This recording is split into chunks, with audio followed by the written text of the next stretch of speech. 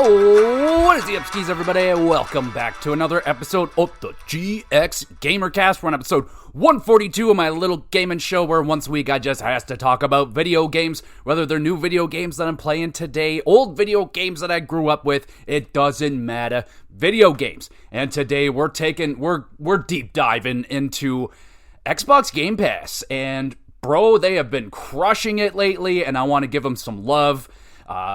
When I turned on my Xbox, they're like, yo, we're doing some anniversary thing. Here's a theme, which was a pretty underwhelming theme. It's just like an array of characters and like some moving things going on. Anyway, it's a dynamic theme, so it gave me the idea. I'm like, yo, I should give some love to Xbox, especially Game Pass, because Game Pass is basically Game Pass and the homie Kyle are the only reasons I'm still with Xbox. Now, if you go way back into the old episodes, I did a versus, the classic versus Xbox 360 versus PS3 versus the Wii, and it was actually the 360 that came out ahead. I loved the 360. But after that, like, that was mostly a high school console. All my friends had that console, and we all gamed on it together. But as the years went on, I moved to PlayStation. I still game with the homie Kyle on Xbox. He's the only reason why I have the damn thing. But Game Pass is also the alluring thing that kept me on Game Pass. Now, before I go way down the Xbox rabbit hole, let's discuss what I've been up to over the last week or so. As I always encourage you, the viewer, the listener, let me know what y'all have been up to. I didn't ask my friends what they were playing. I apologize, so I don't know what they're playing. I assume they're still playing the same stuff. Now, as for me, holy jumping, I've been all over the place. Let's talk. All right, so I started and beat South of Midnight. I'll do a quick review on South of Midnight when we get into this Xbox thing, because South of Midnight is a great game that came out on Game Pass, which I don't think a lot of people have given a chance. So we'll get to that one. I'll give you a quick review on that game, but I beat that game and it was delightful. Absolutely delightful. I finished my first ever Sonic the Hedgehog game. Holy crap. I have never beaten a Sonic game before. It was on my list of things to get done gaming-wise this year, was to beat a Sonic the Hedgehog game. And I think I figured out, well, I didn't even have the option on, because they have the Sega online thing with the Switch, and the only Sonic game available is Sonic 2. They have Sonic Spinball, they have Sonic everything, except they don't have Sonic the Hedgehog 1 or 3, which is weird. But anyway, I was told, play 2, skip 1, play 2. So that's what I did, and it worked, I guess. I got through my first Sonic the Hedgehog game. There is a special episode I'm going to be doing. That's all I'm going to tell you about it, but it's going to involve the Blue Hedgehog. But finally beat my first Sonic game, and it's pretty good. Didn't love it. Like, if you've been with the pod, platformers just aren't really my forte. It's not my favorite thing, but I enjoyed the game. Like, I'm just happy I finally experienced the Sonic the Hedgehog game. Trying to figure out what the hype is, because, like, if you love Sonic, you love Sonic. But me growing up throughout, like, my major gaming days, Sonic was, like, going through a real bad time, man. Like, I hadn't seen a good Sonic game in a long time. Like, that was, the Wii era, the PS2 games, and Sonic the Hedgehog 06, you know what I'm saying? So I really had no allure to try Sonic. I remember playing the first game back in the day, did not like it at all. Tried numerous times to play Sonic the Hedgehog, just couldn't even get through the first level. I was like, I don't like this. But I did it, and I beat it. And like I said, it was fine. And I paired that up with watching Sonic the Hedgehog 3. So there we go. I've watched all 3 Sonic the Hedgehog movies, and I think all 3 good to really good. I think it's a very good trilogy of gaming movies, man. Like, even though I'm not a huge Sonic guy, I really got a kick out of it. The third one here might be the best one. I did really like the first movie, but this one, it was just too long, man. It overstayed its welcome. There was no reason. It didn't need to be 2 hours. There was a lot of shit they could have cut out of that to make it an easy 90 minutes. But so dragged on a little bit, but man, there were some good laughs throughout that. got a little corny, with the, revenge, don't do revenge, that's a pointless thing. Oh my god, such an overdone storyline thing for me anyway, but it was a really good movie. 7.5, easy. It was on Paramount Plus, that's where I've watched all the Sonic movies, but they're around, but I think all 3 of them are available on Paramount Plus, so I really liked them. Damn fine trilogy of movies right there. I enjoyed all 3 of them. Jim Carrey, like I said, he's the hero of those trilogy movies. He's the best part by far. Other than that, it'd be a very just meh movie, but with Jim Carrey, makes them all really good. So I recommend the Sonic movies. Maybe the best gaming movies out there. I think there's some Last of Us TV show and what was the other one? The Fallout TV show. I still think those are probably the best gaming things out there right now, but in terms of movies, I don't think you can go wrong with Sonic, man. They're very easy, light-hearted, funny movies. Great popcorn Friday night movie. Watch it with the friends, watch it with the fam. Very versatile, funny shit. So, especially if you like Jim Carrey, oh my goodness, highly recommend. Okay, back to games, back to video games. I just started, and I mean just started, I'm like maybe a half hour into Final Fantasy VIII. Oh yeah, the Dark Horse in the PS1 trilogy. I have so many memories about this game. Definitely gonna have an episode on this one, because it was oddly a big part of my childhood, but I never played the game, which is weird. Like, so many Newground things I watched. I had all the toys. I was infatuated with the characters I thought were so cool, but never touched the game. So now I'm finally doing it. Finally started it, playing it on my Switch, the nice remastered version, so I can fast forward through any baloney I don't like. And yeah, so far so good. The music, oh my goodness, amazing so far, and the FMV cutscenes. Oh yeah, I love FMV cutscenes, man. On the PS1, they still look good to me. So just got into that one, so we'll get an episode on that someday once I get through it, but it'll probably take about 20-ish hours. It didn't take me long to get through Final Fantasy VII with the fast forwarding and everything, so shouldn't take too long. And oh buddy, so got into the Banner Saga. I've been very excited to get into that game. It arrived. I unpackaged it, and I got into it now, and ooh, it's so cool, man. It's so cool. I don't think it's like everyone, I wouldn't say it's everyone's cup of tea. It's, combat-wise, it's a kind of grid-based strategy, and very story-heavy, so there is a lot of reading you're doing. You're making a lot of very crucial decisions. I'm a few hours in. I think I've just started up Chapter 3, and yeah, you get a good group of characters going on here. A very interesting world that we're in. Like, the gods are dead, and it's Vikings, and like evil fucking creatures are kind of like Game of Thrones-y feeling, you know what I'm saying? Kind of vibe, but yeah, really neat art style. Music's sick. Yeah, really enjoying it so far. I am hoping to bang out all 3, get the whole trilogy done. I have the whole trilogy. They're all downloaded. It says they're each about 10-ish hours, so I'm like, oh fuck yeah, nice and digestible. So fantastic start to my Banner Saga, which is very exciting for me. So I got into that. What the heck else have I been playing? I think that's it. South of Midnight, talked about that. We'll get into more details. In terms of viewing, I've been watching a lot of the challenge with my wife. We are deep into the All-Stars. We finished Season 3. It was really good.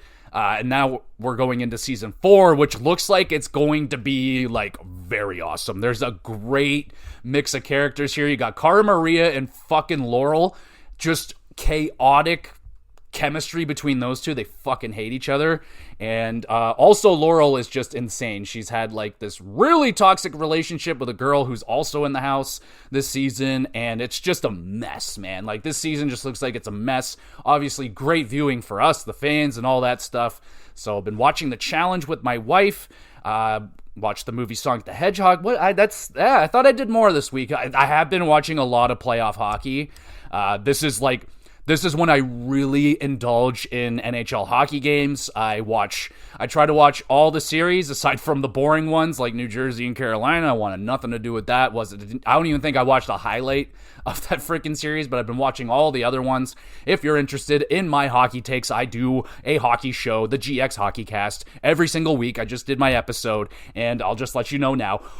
Ooh, I'm so happy that the Leafs fucking won last night. Fuck yeah, we're fucking right, boys. Okay, so I'll leave that. That's a taste of the energy you're going to get on probably Tuesday, Wednesday, Thursday, sometime next week. We'll be discussing the Leafs finally going to the second round, only for the third time in my fucking life, which is once a decade they go to the second round so far in my life.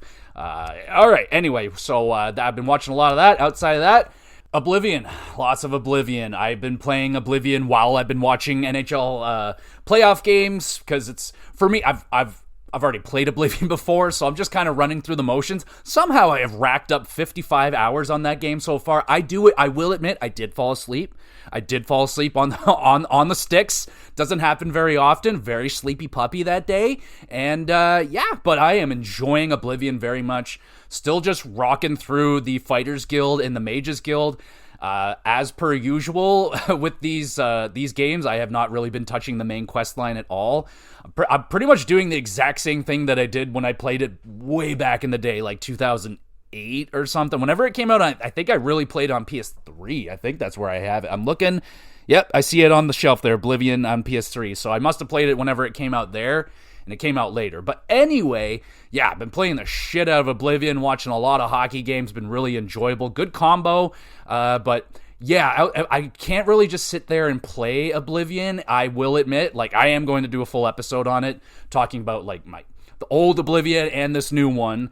And it's showing its age a little bit. It's a little boring at times, a little dry. It's they haven't really, like, fluffed up anything. Like, it's the same gameplay. Like, the combat is pretty fucking dull, but it's the characters, it's the world that I love being in. I love the guilds. Like, man, those little towns like Anvil and all those Bravo, so cozy. Such a cozy little game. So I've been playing a lot of Oblivion, watching a lot of hockey. All right, that's all I've been doing. So let me know what y'all have been up to. You've been playing Oblivion. What about that Clair Obscur? I was going to get into it, but I decided to play South of Midnight instead because it was only like a 10-hour game. Clair Obscur, like a 30-40 hour game. So I was like, all right, bang out South of Midnight first, and then I'll get to it. But I'm gonna let that game air out a little bit.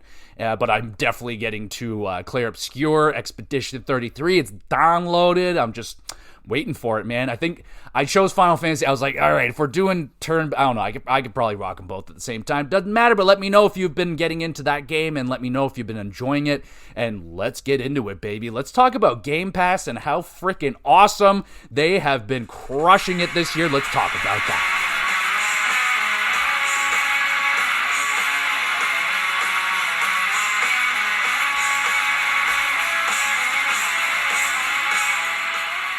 Oh, baby. Let's talk about some Game Pass, baby. That means a lot of games.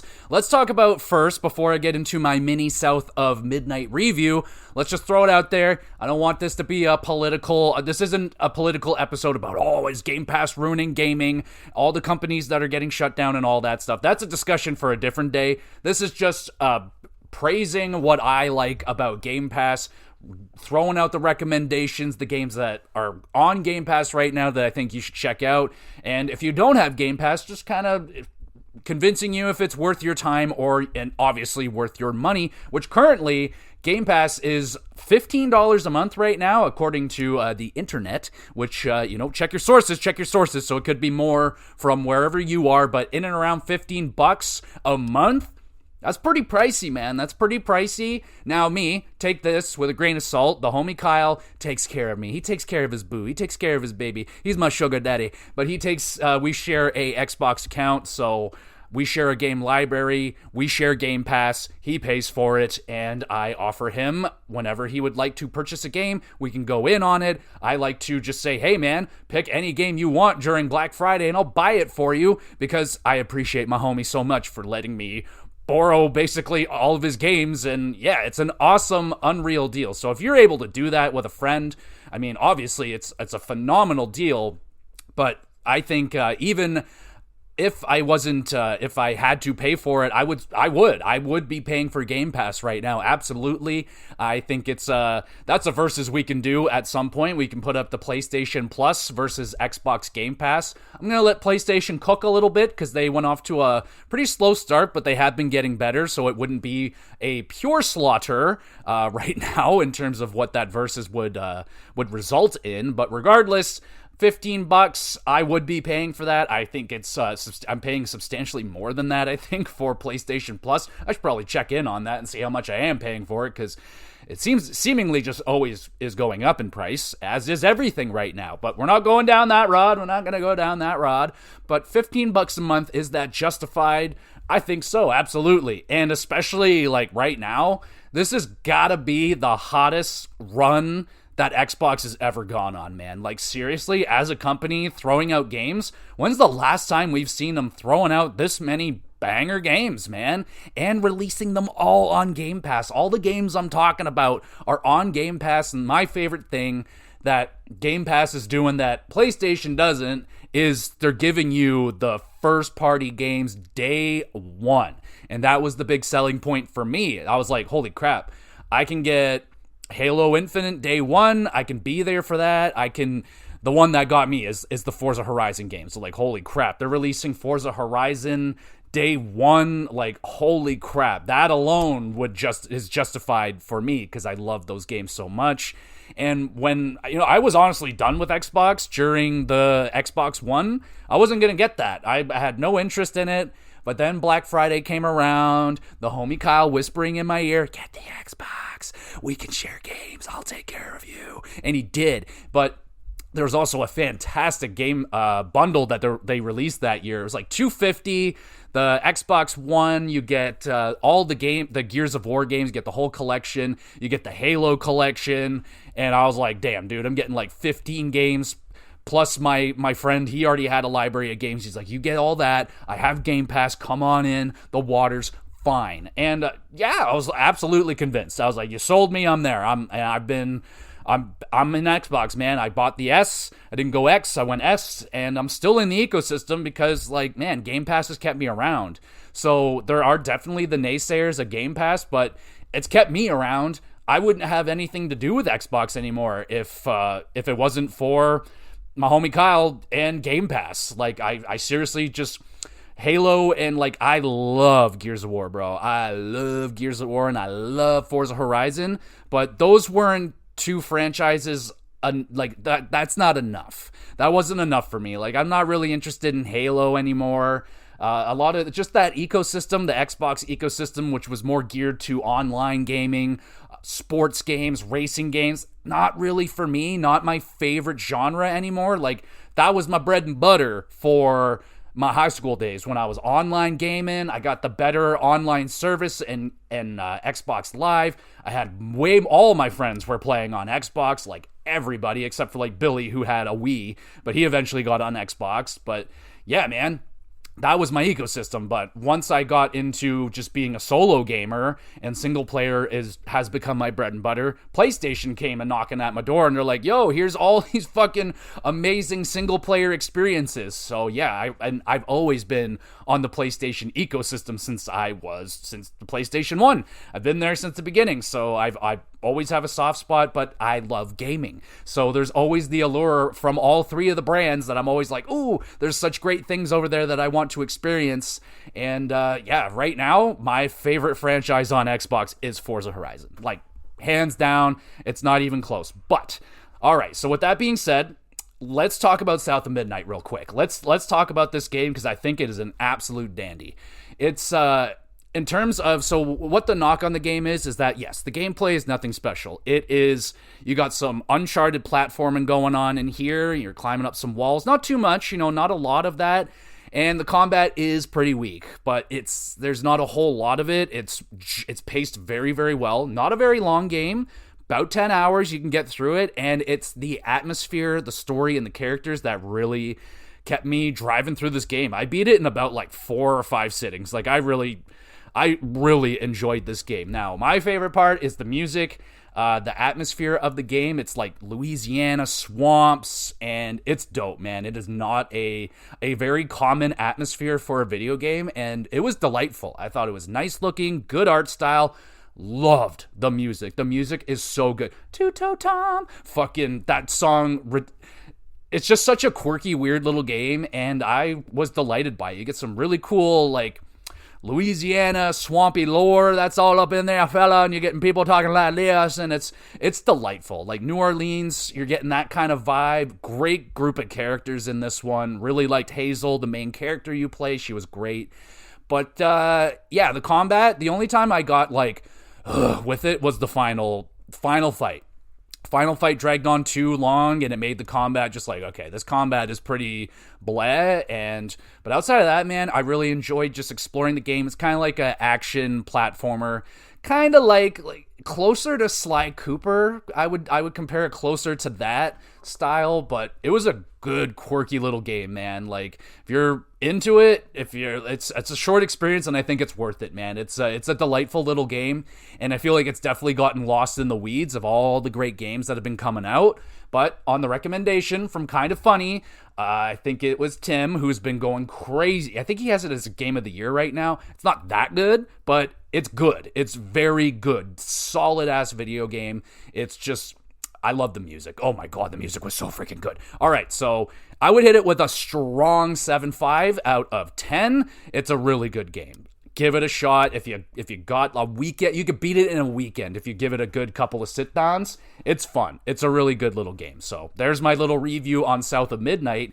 And since we're talking about some of these recent releases, man, let's just talk about since I'm going back to since Indiana Jones, man, crushing it. So I didn't have expectations for Indiana Jones. I was like, I will be pleased if it's like a 7.5, like a maybe a good 7. I wasn't expecting very much. That game knocked my socks off. Like it was way better than I expected. Not amazing. It wasn't like a 9 out of 10. I think I gave it a very strong 8. Like a great game. Like just, yeah, hit the mark. It actually, because there's been so many misses, and we'll talk about some of the misses. Don't you worry. We're going to get to those.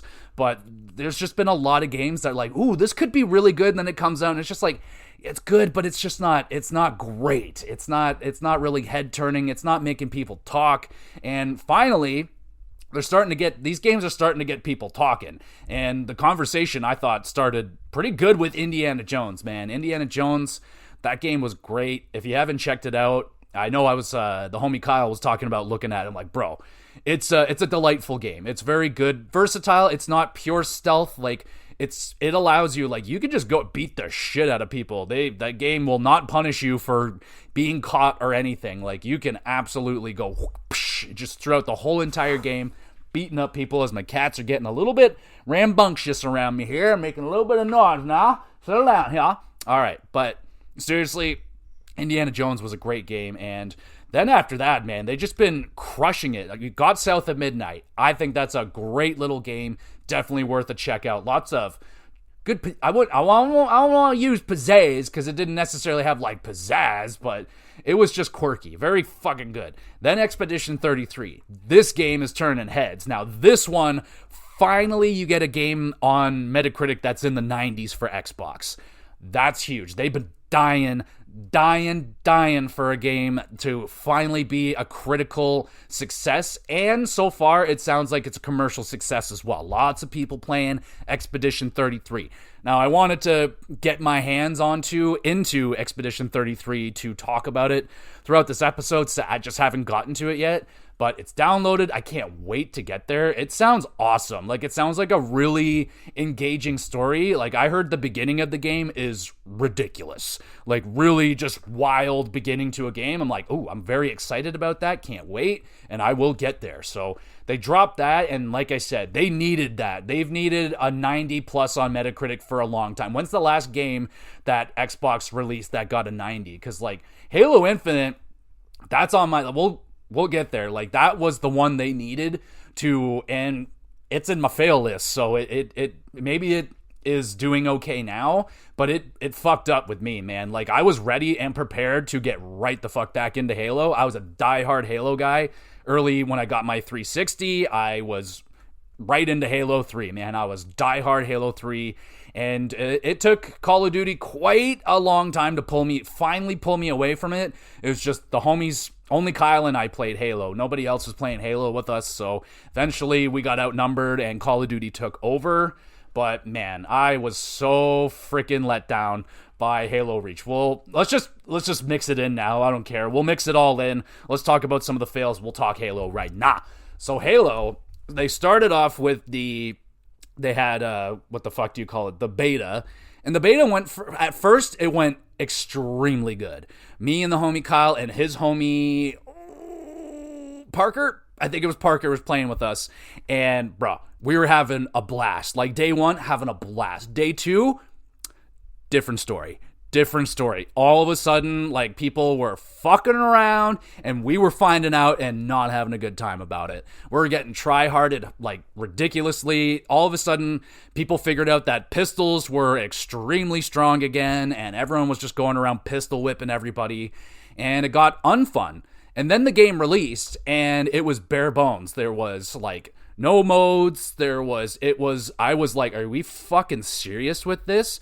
And if I do recall, the game got delayed multiple times. Like, I think a year this game got delayed. Also, Grand Theft Auto 6 got delayed till next year's May.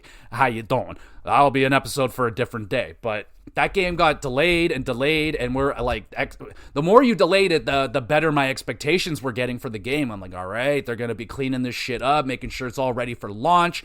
Boom, we got no co-op campaign on launch. Like, me and the homies were all there for that. I was so fucking excited for the co-op campaign, and it took them too long. It took them way too long. Schmelly, my cat, is scratching her little scratching post. That's what you're hearing right there. She's adorable, and she is doing very good. She is trained properly to not scratch furniture, and she'll scratch her scratching post. She likes it very much.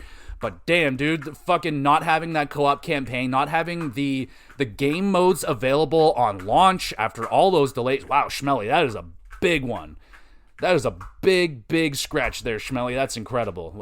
You're going to go for the whole episode, aren't you? All right. Well, yeah, after that, after the poor launch of Halo Infinite, they lost me. It didn't matter, the updates, it didn't even matter when co-op I think me and the homie Kyle did go back for the Halo 5 campaign. I think we played once, and it wasn't it. It wasn't it. I might be misremembering that with Halo 4 or some other Halo campaign, but I'm pretty sure we gave it a college shot, and it wasn't it. If I do recall, you can remind me on that one, Kyle, but damn, dude, I was so disappointed. And I was having good times with Halo Online there for a second. Halo Infinite Online, it was fun. Like, we're playing Capture the Flag. Problem was, like, you couldn't pick the game modes, if I do recall. Like, you couldn't just go into Slayer. You would have to go into a playlist with, like, Slayer and this and that. And I'm like, fuck, man. Like, I hate that game mode, and I don't like this game mode. And people, like, this just... There's just certain game modes that I fucking hate because it encourages you to camp in the back corner, hiding away, and it's just not enjoyable. So eventually, like, it got annoying for all of us tapped out quick. We're like, yo, this is not fun. We're getting angry as fuck, like, really fast. Like, within 2 games, we're already like, yo, fuck, this is fucking ridiculous. I'm like, you know what? I'm not about it. Like, I'm not here to play video games and get mad anymore. That's high school. I'm over that shit. I ain't punching TVs no more. None of that. No more breaking $90 controllers. No, thank you. But Halo Infinite for me was a massive fail. Massive fail. They might have righted that ship by now, but for me, in an online game, you got to nail that shit day fucking one. And yeah, the servers were working pretty okay. Like, me and the homies were able to get in together. That was fine. It's just lack of content, and the community sucked. There wasn't like they didn't have a competitive mode yet where you can put those get a ranked mode to get those people into that mode, and then just have a fucking casual playlist for guys like me that don't fucking play every single day of the week, and I just want to shoot some shit and have a little fun instead of, getting try-harded on. So Halo Infinite for me was a massive failure. But let me know, does anyone listening to this still play Halo Infinite? Is it going well? Like, what have they done? Have they done anything to fix it? For me, it just doesn't matter. It's too little, too late. But let me know. Are you still playing it? Let's go back to the good stuff. So, shadow dropping Oblivion. People are discussing that as, like, kind of a fuck up because they released it right next to Expedition 33. But like I said, sounds like it's doing commercially fine. So both of them are doing really well. Yeah, Oblivion's doing better, but that's expected. I mean, it's a known IP. You got a huge nostalgia factor for it.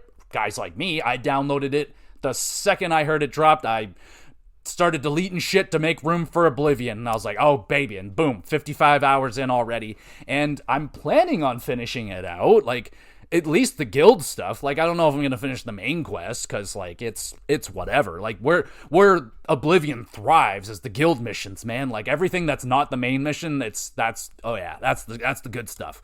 So, yeah, so there's a little bit of, people talking about it being a bad timing. Like, yeah, it's an interesting timing. Like I said, they're on fire right now. It's not like they needed to drop something like that. And having a game like Avowed, not exactly like Oblivion, but a very similar style game. Kind of weird timing. They definitely could have pushed it, but I'm not complaining. It was great timing for me. I was very prepared to play it, and it seems like a lot of people were. So, hey, never a bad time, Nintendo, to shadow drop some great games like Wind Waker, for fuck's sakes. Anyway, so you're doing shadow drops. You're always gonna do great with a shadow drop, so that's always gonna be a good thing. What else have they really? Blueprints got dropped out of nowhere. That's been a huge hit. People are going nuts about Blueprints. I rolled credits on it, and I'm starting to rethink the idea of me being done with it. I keep hearing, whispers about how unreal post-credits are in that game. That's when it gets really good, so I'm still curious. I may go back. I still have it downloaded. It ain't going anywhere. It's only 2 gigabytes, so that's okay. And I'm playing it on PlayStation, but it was also released on GamePass. No real reason why I didn't play it on GamePass. I think, no real reason. I like to mix it up, and I've actually been playing less PlayStation stuff this year, so I was like, you know what? I'm gonna play it on PlayStation, fuck it. But you got Blueprints right there. That is a incredible indie game, and there's lots of indie games out there on the platform that you can choose from, so they have the indie love. You're getting day ones on that, which is huge. Like, Blueprints is one of the highest rated games of the year, and is probably gonna it could win some Game of the Years. Like, I will not be shocked if it does, because some people are putting in hundreds of hours on that game, and like, I get it, I see it. For me, it got a little tedious because I just wasn't following the story very well. Regardless, you got Blueprints and Avowed. Avowed dropped as well, and I fucking thought that game was great also, which made me a little nervous. I was a little nervous for Avowed because it was giving me Starfield energy, and let's talk about Starfield for a hot second, because that's in the fails for me. It's in a fail for me. I know it's a very divided game. I don't think people would be shocked to see it in a fail list, because, a lot of people didn't jive with Starfield, and I'm one of them. I put in like 50 plus hours, and it was just so fucking boring. It was so empty. I was so bored of going up and down elevators. The game bugged out on me during a major quest where I was going to get something very awesome, and I put in a lot of time going through it, and like 9/10 of the way through it, it glitched out and wouldn't let me finish it. So I was like, well, fuck this. I'm not going up and down elevators for the 900th time to freaking deal with this game. The combat was good. The minimal amount of combat you're getting into. Most of the time, you're just fucking walking around, jumping on empty planets, and sure, they probably added a whole bunch of great shit. And yes, I've heard numerous times from Greg Miller how awesome New Game Plus is in Starfield. I can't get behind a game where they're like, yeah, just give me 150 of your hours and then we'll start getting good. And then put in another 150 hours and then it gets really good. I'm like, no thank you. So that's why I jive more with a game like Avowed, because it was 30 hours. And I'm fine with that. Same thing with The Outer Worlds. It's a very similar game. More of a spacey vibe to it, but very similar. And that one was even shorter. I feel like Outer Worlds was like a 15 to 20 hour experience, and it was awesome. I freaking loved it. If Starfield was a shorter experience, I probably would have enjoyed it a lot more. I didn't get into anything that it was really doing, like the space building thing, the spaceship building. I know people got into it, but just wasn't for me. Shit was too expensive, and like, none of the storylines really got me. None of the characters really spoke out to me. I can't remember a singular name of any character in that game. I can't remember a single mission aside from the one that bugged out on me that stood out in my mind. Everything just kind of blended together.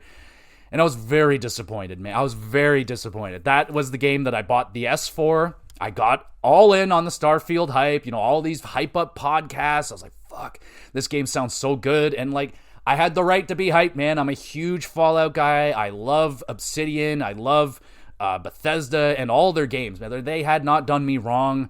But lately, yes, they have had some rocky games coming out. And Starfield is one of them for me. It's I thought about revisiting it and going back, like, okay, now they cleaned some shit up. There's probably some DLC, and like, I'm just like, nah, like, I'm not appealed to go back to the game. It didn't do anything in that 50 hours that really, like, there's some really cool shit. It's just slow as fuck. I fell asleep so many times playing that fucking game. And when you make me fall asleep during a video game, like, that's just rare. Like, that's like a 0.0 fucking 0.01 thing that happens to me. And yeah, it just happened to happen to me this week. But aside from that, a game had never put me to sleep that many times, and I gave it so many more chances. Like, if you put me to sleep once, you're probably done. Like, I'm probably, all right, this isn't worth it. Time is very precious to me, and if you put me to sleep, you wasted my time. How could you? So you're dead. And that's where Starfield is. Put me to sleep like 3-4 times, you're dead. You're fucking dead. No more. But let me know. Is Starfield something that jive with you? I know the homie Kyle, he really likes Starfield, and that's great. I was very happy for him.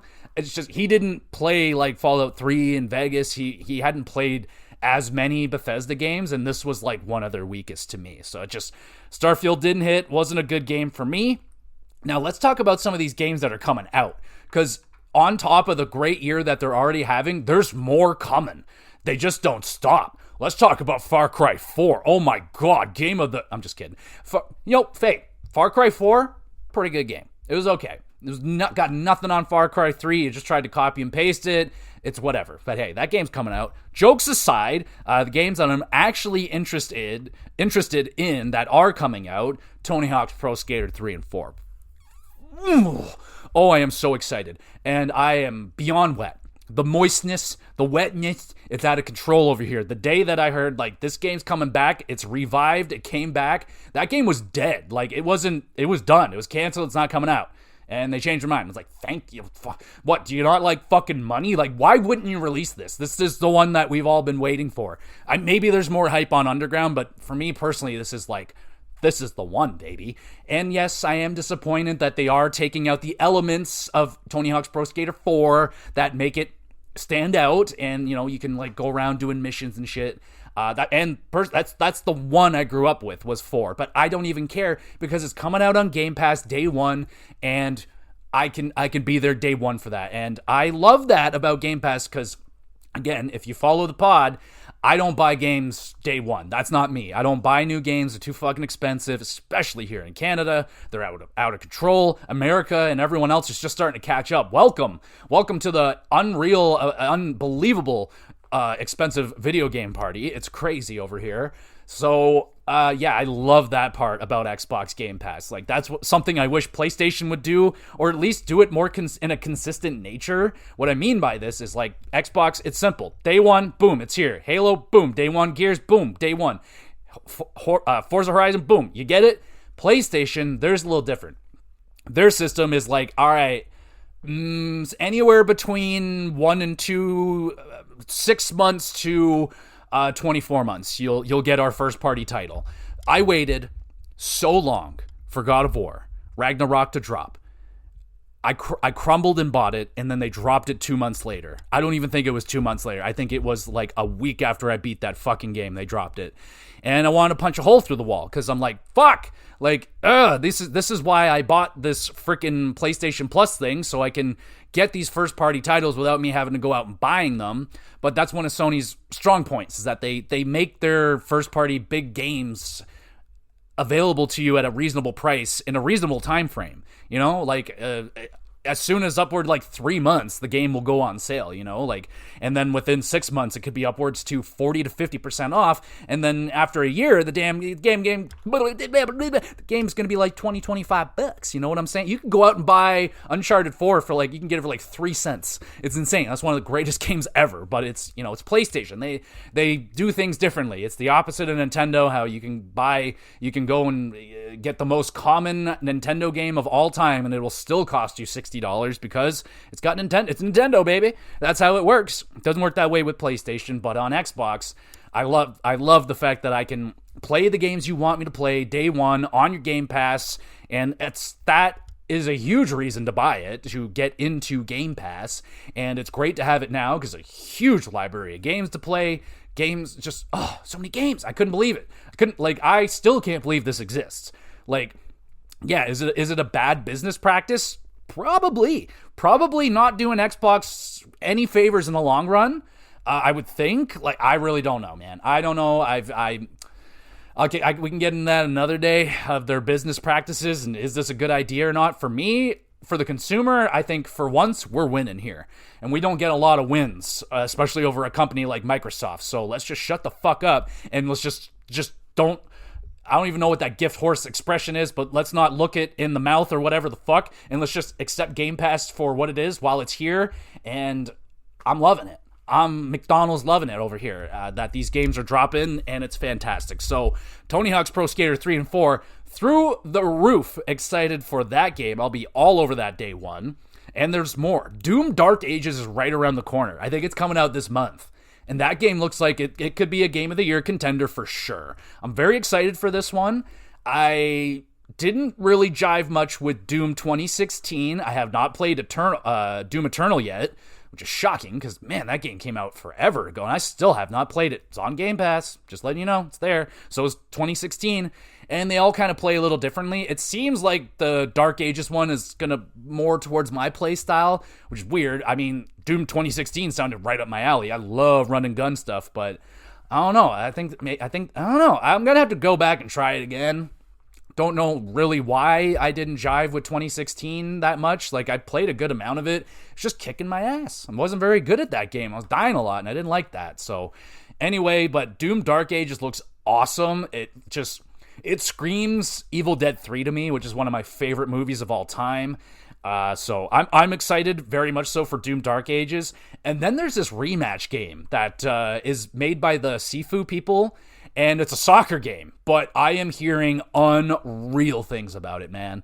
Kind of Funny Crew has gotten their hands on it, and they are like, this could be like the next Rocket League, like in terms of popularity, because it's apparently extremely fun competitive soccer game. And I'm like, all right, sounds cool, and it's coming out day one, and those are the kind of games you got to get out day one on Xbox. Like, the way that Rocket League dropped on PlayStation, like they released, that was the free game of the month, and I'll never forget it because I didn't download it like a freaking moron and then actually paid for it like an idiot. Anyway, I'm pretty sure it was day one on Game Pass as well. It's still there. That's a huge game on Game Pass, and it's huge to have those multiplayer games drop on Game Pass. That's a huge boost, man. You're gonna have lots of curious people like me who I am not interested whatsoever in, like, I will never go out and buy a multiplayer game day one. I don't go out and buy Call of Duties, no Halos. The only way I'm playing those games is Game Pass.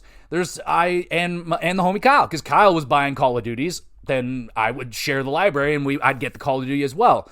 But now that Call of Duty's releasing day one on Game Pass, boom, I was there day one for Call of Duty Black Ops 6, and it was a good time. I had a good 10, 14, maybe 2 weeks I got out of it until the online got toxic and disgusting and super unfun. I left it behind like a bad girlfriend, and that's that. But, how huge is that they got Call of Duty day one? Like, it's already the biggest thing out there, one of at least, and boom, there you go. So that should bring in some peeps, and that'll keep people like me, lifelong Call of Duty fans, sticking around with it. Like, I've been trying to get rid of it. It keeps hanging around, and at least I had a good campaign on it. So there is that, and that's all I have for games that are coming out. Let's go back to the fails. Let's talk about some of those fails again. All right, Redfall, don't you think I forgot about you? Get over here. I can't believe I had this game on my most excited games, upcoming games, that's because I did zero research on it. All I saw is that it was being made by the people that made Dishonored and Deathloop and shit. I'm like, I'm sold. That's all I need to know. It's made by them. Had no idea it was going to be a multiplayer game and a terrible, unfinished, broken mess at that. So obviously that was a huge fail. And at that time frame, man, I think we were all very, very worried about Xbox at that point. I thought they were like dead. Everything that was coming out was just like underwhelming or bad or broken. You're like, oh my goodness, man, like Xbox cannot buy a freaking win. And so right now they've seemed to come back to life. They're releasing consistently good to great to amazing games. I cannot wait to get to Clair Obscur and see like what the hype is and see if it is amazing and a huge win for Xbox. And yes, I know a lot of these games are jumping ship and they're going everywhere, which is fine with me. I don't care. I want people to experience the games. Like, I don't think it's a bad thing for like the Halo like 1 through 4 to jump and be available on PlayStation, or fuck it, be available on Switch 2 or whatever, but still have the newest Halo games dropping on Xbox like first, and then eventually they come out on the other. I think that's a completely fine thing to do and a great idea to kind of revamp your game. Look what they've done with Forza Horizon. They just released that on PlayStation. Like, it's already a huge game on Xbox, and then it's been running strong for years, and then boom, it's just re-released on PlayStation 5. You get a whole new wave of life and sales, and like, oh, what a great way to get an extra boost out of a game, because a lot of games, they need more than like that initial like release, sales bump. They need another good spike in sales down the line, and releasing it a year, 6 months to a year and a half later on the other consoles.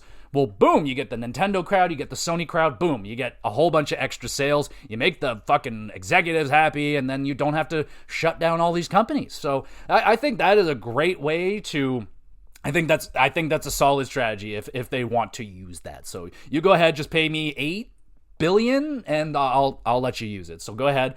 All right, so that's it. So now I'm going to just start listing off games that I've seen on the GamePass that are there right now that I think are must-plays / hidden gems. So obviously you get the obvious ones out of the way. Gears of War franchise, you got all of them available to you, and I got my wife loves Gears of War, and she's not in any way, shape, or form a hardcore gamer. She will play, she's had games available to her like her whole life, but just a handful, she doesn't play a lot, but she loves Gears of War.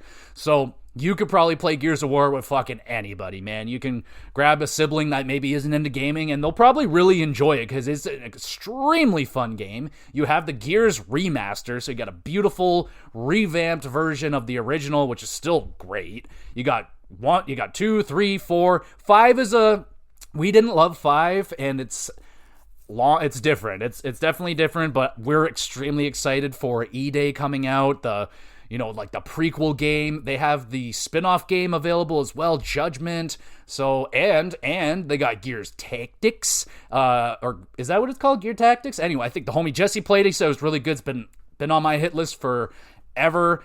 Then, of course, you got the Halo franchise, Halo 1 through 4. You got Reach, you got ODST, you got Wars 1 and 2. You got a lot of Halo shit there. Now, I will tell you, skip Halo 1. It's just not that good anymore. It didn't age gracefully. It's a very, very, very early first-person shooter. It's very boring. I played it like twice in like the last 5 years, and it was a bad time both times, but I did it anyway because I appreciate it. The coolest thing about playing the first game, play it on the Halo Master Chief Collection, you can swap like live while you're playing the game from old graphics to new current, like updated graphics. That's the coolest mechanic ever. So fucking cool. Skip the Halo 2 though. Save yourself the time. All right, so you can play the Halo games. Most of them are great. And what else do we got? All right, let's get real. Sunset Overdrive. Please play this game. If you have not played it, it is incredible. It is like Xbox's version of Infamous, but I think it's better than Infamous. It's got some of the funnest combat and traversal I have played in a game. It's super fun, tons of style, fantastic music. It's just an awesome video game. Like, it is damn near that was one of the games I was like, I was like, ooh, I really want an Xbox to play that game. I believe it's made by Insomniac, which is like, yo, you guys, there's an Xbox game made by Insomniac. And I don't know, they might have moved it onto other consoles now, but it's an incredible game. It is so freaking fun. So do not miss out on Sunset Overdrive. The traversal is like, what's that rollerblading game? Jet Set Radio. It's like that, but also awesome combat, and it's so freaking good, man. Do not miss that game. It's amazing. Another obvious one, the Forza Horizon games. They're all available, or at least most of them. I think like 3, 4, and 5 are definitely available. I don't know about 1 and 2, but it doesn't matter. And if you have not played them, start at 3. There's don't skip to they are all incredible. They're outstanding, and each one's in a different location. Oh, I don't remember all the locations. There's Australia. I think one was in London or some shit. They're all just the top tier racing games, in my opinion. They don't get any better than that. They also have the Forza Motorsport games, which are much more tame. You don't have the open world, and you don't have stunt jumps and drift challenges and all that. It's just racing. I don't recommend them as much, especially when you have Horizon sitting right there. Why would you play Motorsport when you have Horizon? That's my opinion on that, but they're incredible. You have Hi-Fi Rush. Oh my goodness. Not as good as Sunset Overdrive, but another very, very good video game. Solid as a rock. Great music. Unique gameplay. Nothing, there's some platforming in it that is very mid. Very, very, very mid. And they'll work on that in the next game, but it is absolutely worth checking out. It's a rhythm 3D platforming game. You attack on the beat. It's a very, very good. It was an awesome video game. Do not miss that one. For our old school RPG fans, you got Sea of Stars. That is, without one of the best old school turn-based RPGs ever made, period. Music, 10 out of 10. Gameplay, 9 out of 10. The combat, especially if you're not, it's got a slice of strategy in it that I just, it's so fun. I'm pretty sure I have a full review on the game. It was a 9.5 out of 10. It's a damn near perfectly executed video game. It's a love letter to Chrono Trigger and the Super Nintendo RPGs. It's beautiful. The graphics, it's so fun. It's an outstanding game. Even if you don't like RPGs, just try it out. Try it out, because it'll probably make you fall in love with them. So give Sea of Stars a shot. You got Persona 3. This one, not for everybody. This is a JRPG. So the style might scare some of you tough guys out there. I don't know what you guys do as tough guys, but I imagine they don't play games like Persona 3. Well, you know what? Fuck off. Play Persona 3. God dang it. It's so good. It is amazing. It is so addicting. The music, the story, the characters, the combat, the pizzazz. So much great pizzazz in Persona. I thought they had Persona 4 on there, but I was looking through the library. I didn't see it on there. So I don't know. Did they take that out? It might have left. That's the thing you got to watch out for on Game Pass. Just do a little internet search every month and just keep your eye out for games that are leaving Game Pass. And if they are, just, try to squeeze it in before it's gone. It's actually a really fun challenge. I've actually kind of grown addicted to doing it a little bit. Whenever there's a game that is on my list and it's yo, this game's leaving in 2 weeks, bro. I'm like, oh, I gotta go. And I play it as fast as possible, and it's a great time. It's actually really fun. So there is that. Keep your eye out on that. All right, more games, more recommendations, you say. All right, I gotcha. Rare Replay. This another one was that when Rare Replay came out, I was like, fuck, I want that so bad. Why is that only on Xbox? Why can't I have that on Play? Why can't we have that anywhere else? Because it's just an amazing collection of outstanding video games. It's the Rare collection. You're talking Donkey Kong Country 1, 2, 3, Banjo 1 and 2. You got Conker's Bad Fur Day, Perfect Dark, 007 GoldenEye, and I think there's some Ninja Turtle games on there as well. I'm trying to go back Anyway, it's an amazing collection of video games. Most of them, I think... Anyway, just Rare Replay, dude. That is just an outstanding collection. One of the best compilations out there, for sure. You got Amore. I have recommended this game numerous times. It is a very dark... So, let's just say, for example, you do get into Sea of Stars and you really like it. All right. then take a bite out of Amore. See if you can get into that one. Very dark storyline. We're talking very dark. Very, very dark. And it does not look like that kind of game, but it will take you there. And you will be like, oh my goodness, but you just can't let it go. The combat's very unique. It's not my favorite, but it's different. It's kind of got a rock, paper, scissors situation going on there. It's okay. It's pretty good. It's the story and the characters and the style. Just, very, very awesome video game. Heart-wrenching story, and it's definitely worth experiencing. Don't miss Amore. I will recommend South of Midnight, like I already did. So play that game, dude. It's worth it. It's short and sweet, so I would highly recommend it. Other game, Little Kitty Big City. It's not perfect. It's definitely not perfect. It's got some issues, but it's just so charming. It is such a charming little video game. It's short and very sweet. You play as a little kitty in a little big city, or whatever the fuck.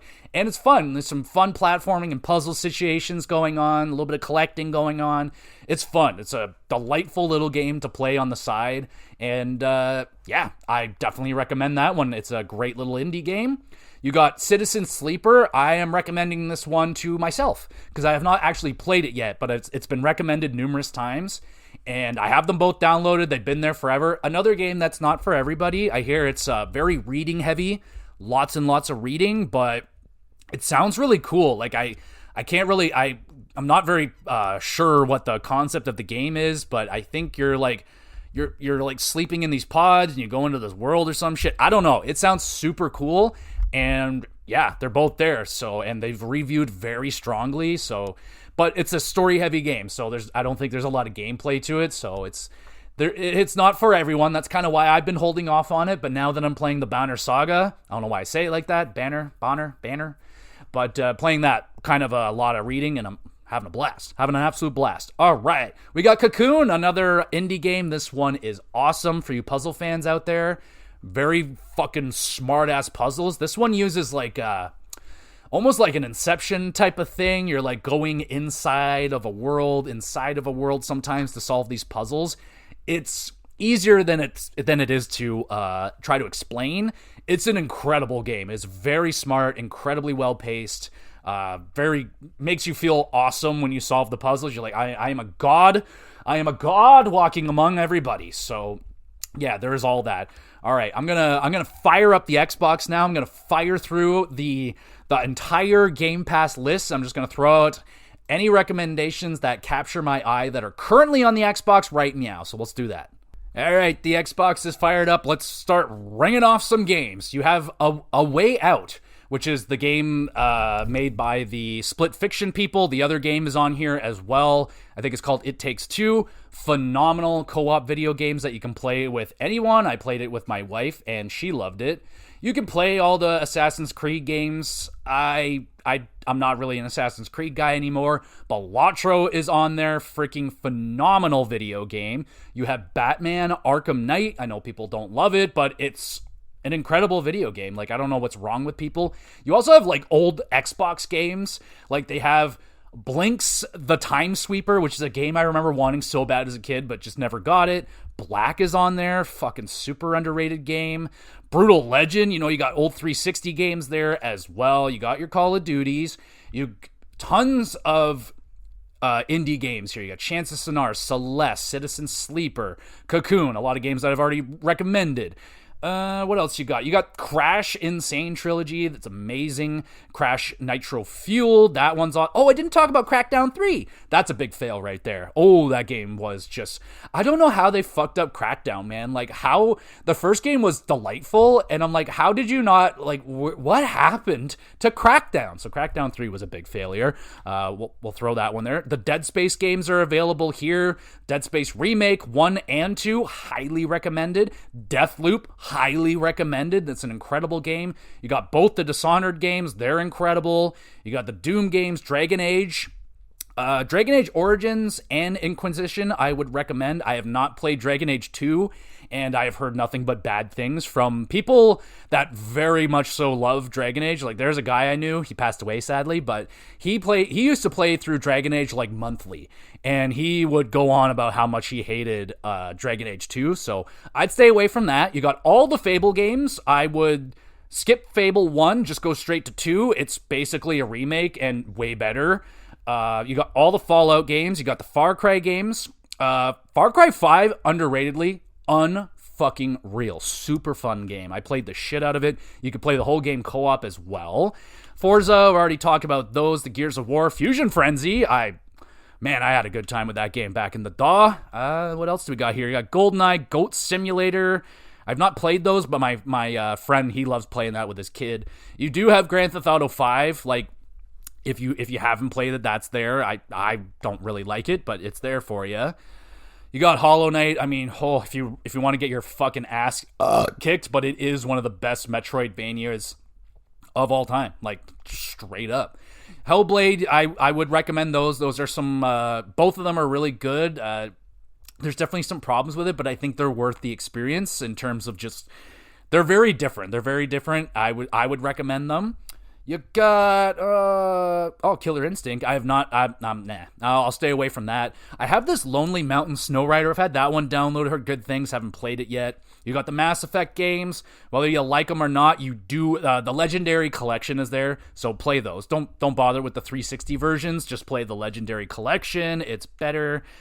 You got Flight Simulator. I've heard good I've never played them, so it's not really my cup of tea. They have all the Minecraft stuff, so if you got kids, you can put them in front of that. It'll keep them busy for decades. Nine Souls is a great game. They got all the Ninja Gaiden games are here. You got Pentiment. I've heard very good things about Pentiment. I have not gotten to that game yet either. Yeah, see, okay, that's weird. I swore Persona 4 was on here, but it's just not here. It's not a thing. Psychonauts 2, definitely play Psychonauts 2. It is an unreal game, so fucking good. Resident Evil Remake, Resident Evil 2 Remake, 2 and 3 are here. Resident Evil 2 Remake's one of the best games I've ever played, period, so that's a very high recommendation. Resident Evil 3 was good. Definitely not of the quality of Resident Evil 2, but it was still good. What else got? Sea of Stars, not for me. Oh, Tomb Raider, bro. Shadow of the Tomb Raider. I have not played that one in particular yet, but I played the one before it. Unreal game. Skate. You got Skate 1 and Skate 3. People still playing Skate 3 hard, man, and I'm one of them. I still play Skate 3. Been meaning to go back and play Skate 1 again, so, like, because that game's unreal. You got Sifu, Slay the Spire. You can't go wrong with any of those. Spyro, Legendary, Ignited Trilogy. Can't go wrong with that. You got the Jedi Fallen Order and Jedi Survivor, both great games. Stardew Valley, one of the it's the greatest farming simulator of all time. State of Decay, unreal. I love State of Decay. Cannot wait for State of Decay 3. What else we got? I have not played that. No. Callisto Protocol I have not played yet. You have Morrowind, the original Oblivion. You have the Oblivion remake. You got Skyrim, of course, because Skyrim's everywhere. The Outer Worlds is awesome. You have The Walking Dead, Telltale games. If you have not played those yet, like, must play. As a gamer, is a must play. Titanfall 2, I'll recommend it every single time. If not, gotta be the best first-person shooter campaign I played since Call of Duty 4 for the first time back in the DAW. And we're getting down to the nitty-gritty here. Vampire Survivor was really cool. Wargroove, they have Wargroove 2. I played the first Wargroove. It was unreal, and I am saving myself for Wargroove 2. I've not played the Wasteland games. They look really cool. Wolfenstein, they got all the Wolfenstein games. They're freaking great as well. And that's all the games that I'll recommend that are currently on Game Pass. So overall, yeah, I think it's worth $15, man. Like, I haven't purchased an Xbox game in years. The only physical game that I own is South Park Fractured But Whole. That's the only one, because it was very cheap, and I was like, fuck it, why not? And yeah, other than that, it's pure digital on Xbox, and I love Game Pass. I love it so much. I'm so thankful for it. that it exists and I can play these games day one, because it's extremely good for a gamer like me that I just don't play games day one, and this is the only way that I do when PlayStation and Xbox decide, like, here, peasant, here's a nice new game for you that you can play. And it's like, yay, I like that. But yeah, there's so many games, man. So overall, yeah, I think Game Pass is still a great thing. I'm just getting as much as I can out of it while it's still here. Like, I'm shocked it still exists.